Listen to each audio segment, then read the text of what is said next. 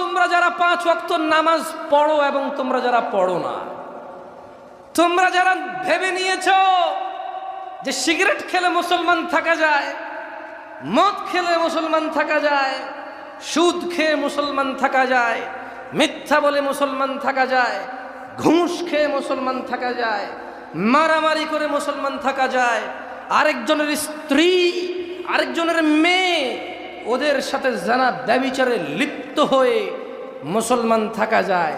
তোমরা জেনে রাখো, নামাজ না পড়ে মুসলমান থাকা যায় না। তোমরা জেনে রাখো, নামাজ না পড়ে মুসলমান থাকা যায় না।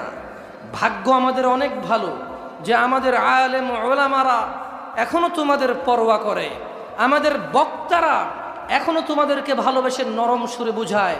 তোমাদের ভাগ্য অনেক ভালো, তাই তোমরা এখনো নিজেকে মুসলিম মনে করো।